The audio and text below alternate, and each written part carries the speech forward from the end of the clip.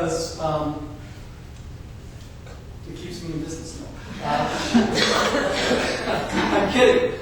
Okay, no, actually, it's a very rare disease. Okay, there have been a couple cases in New Mexico. I think is usually the hot spot. New Mexico, Arizona, Colorado. They've actually had it in the town of Boulder. Tree squirrels dying from it. Okay, so it's around. It's here. Next slide. But it was. Didn't I? Okay, I apologize. I thought I did all the number slides. All right. Every year we find plague in California. We don't find a lot of it, but we find it. And it's something to be aware of, because in this age of travel, where you get visitors who are here from, one day they come from China, and now they're here on the Inyo National Forest. And they go back to China. Well, they're just taking the plague back to where they came from and where it originated. But we don't want that to happen anymore, okay? We really want to try and keep people from getting diseases. So we do surveillance in both rodents and carnivores. The carnivores, I don't go out and shoot them. Some animal control folks do that sort of stuff in some counties. And then they give us the those blood samples, and we test that, and we find that plague. And carnivores are a great indicator for plague being around in a large area, so we know it's still around. Next slide. However, here at Borne and down in Inyo counties, we do have plague. And the most recent evidence of plague here in Borne was up at Upper Falls Tract housing area. A couple of chipmunks. Chipmunks are just dropping dead, apparently left and right. So they sent off a couple, and they came back positive for plague bacteria. People up there had dogs. Some of the dogs have been sick. We didn't really test the dogs, didn't have a chance to, but we just gave everybody who wanted prophylaxis, in other words, antibiotics, because they were sitting right in the plague zone. Okay, there's a lot occurring, animals dying. And then what happens is the fleas leave those dead or dying animals and latch onto the dog like a human, and that's when we got trouble. The last human case was actually in California, was down in Sherwood, Small Meadows. That person died, but not from plague. They died from the treatment for plague, basically. They were so far along, there's 3 forms of plague. Bubonic is the most common. That's what everybody hears about. Very easily treatable. Get antibiotics for it, boom, knock it down. Septicemic is what this person had who died.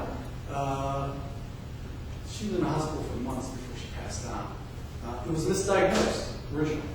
Okay, so just be aware, you're up here in the plague area. If you start getting sick, let's go on to the symptoms next. Early symptoms of plague, it's just like getting the flu in a lot of ways, okay? So if it's the summertime, you don't know anybody who's sick, and you start getting a swelling in your armpit or your groin, you might have been bit by a plague-infested flea, go see a doctor. Very treatable. In fact, I know somebody who's had plague, got treated for it very quickly, and we're fine. Okay, so next. So, what are the factors that increase the risk? Well, you live in a plague-endemic area. You're at risk, period. You go to campgrounds, high rodent densities. You're at risk. Ever notice all those plague signs in the camp, right at the campgrounds? Okay, they need to be there. Those inform the visitors that they're in a plague area. Okay. Was a couple years ago, we had it right down here in Sherwood Creek Campground. And we didn't close the campground, okay, because what I believe is that if people are fully aware of what's happening, and are notified, everybody got a plague brochure, everybody had a chance to leave if they wanted to leave. But it wasn't what I call epizootic. In other words, animals weren't dying left and right. I found what we call serological titer in an animal. No big deal. We know it had been exposed to plague, we know there was plague in the area, but we didn't have what we call dead bodies on the ground, meaning rodents left and right just kind of keeling over and fleas leaving. Okay. That's when we really get worried. All right? We just find a titer in an animal, we're not going to close the campground. Right? We find lots of dead animals, it's time to close the campground, it's time to get people out of there because there's real serious risk. Next. Oh yeah, I warned you folks who have cats, right? Cats are a big risk. Okay, if you have a cat that goes outdoors, it's gonna catch chipmunks. Chipmunks are a main plague reservoir. Okay, so just be aware of that. I'll never forget watching my aunt's cat consume a chipmunk in the hood of her car. Just the whole thing, and this pool of blood down there. This is long before I knew about plague. Okay, so what do we do to reduce the risk? Education. Education is a big one, really. Habitat management in the campgrounds. There are some things we can do when you, for the rec folks, if you ever decide to go back in and redo the campgrounds, there's some guidelines you should follow about reducing the rodent comfort level of campgrounds. Okay, and then of course we want to reduce people from eating critters, and of course, push comes to shove, we'll come in and do some food control if it's really bad. Next, that's what I'm looking for. Personal protection, like I said, don't feed the rodents. Be cautious. If you do come across a dead or dying rodent, this actually happened to me on the plague human case in Swall Meadows. I drove out from the person's house to the main road in Swall Meadows there, and was going to have lunch. And I saw this dead ground squirrel in the middle of the road where there had been no ground squirrel 3 hours previously.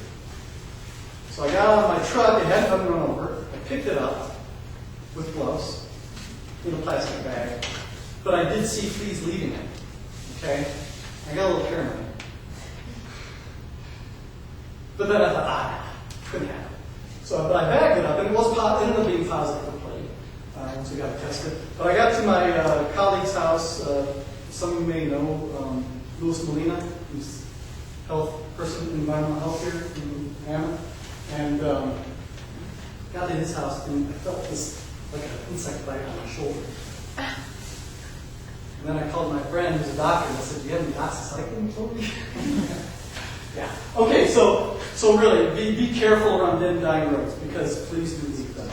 But we do want you to pick them up, bag them, double bag them in a plastic bag, make sure nothing can escape, put it in the refrigerator if you can, but call Louis Molina or call me. Okay? Let us know. We're interested. All right. And then just stay away from burrows, especially if you see lots of flies. Flies are a very good indicator. If you see a lot of flies around the burrow mouth of a ground squirrel or something, chances are there might be a dead squirrel in there, or maybe fleas coming out trying to find the burrows. Okay, excellent. Here's the one. Okay, next slide. Hantavirus. Near and dear to my heart for a couple reasons. This is the one that there's no cure for hantavirus, okay? They only treat you symptomatically. So what I'm going to tell you about hantavirus is important. Pay attention. Take nothing else away from this talk. Take away the information on hantavirus. And that's what you can do, folks. Everybody else seems familiar with it. Okay, how many know that there was a Hanta case here in Mammoth Lakes last year? Anybody know the person? Okay. Resident, right? Lives here. Knows all about hantavirus, right? Still got hantavirus. It's when you become complacent. It's when you just start kind of saying, yeah, okay, or you forget about it, the safety measures that we're supposed to take. That's when it's a risk. For those who aren't really familiar with hantavirus, it was first detected in 1993 in the Four Corners region. That year, I was working for the Forest Service myself. I was a wildlife biologist working on northern goshawk demographic project in the Kaibet Plateau. We caught goshawks every day. We used great horned owls that were captive non-releasable. We fed them deer mice that we captured in our cabins, in the kitchen. This is 1993, June, May and June, and July, and August, and September. We were in the middle of nowhere. We didn't have phones. We had Forest Service radio. That was it. Big Springs, Arizona. And we didn't wear gloves. Okay? We didn't know about hantavirus. It hadn't been discovered yet. And we would take the mice, put them in plastic Ziploc bags, put them in the freezer, or whatever it was. Okay, it was sealed, right? Take them out, thaw them, and then feed them to the owls that we use to help us capture goshawks. None of us ever got hantavirus, and yet we were handling, I'm going to say that probability that those mice were infected, or some of those mice were infected, It was, 99%. Everywhere you go, if there's deer mice, you're going to find some honey. 12% on average. Bono County, guess what? Levine, 80% at times. Okay? My message is treat every mouse as if it's infected, and you'll be okay. All right. Oh, this is my old slide.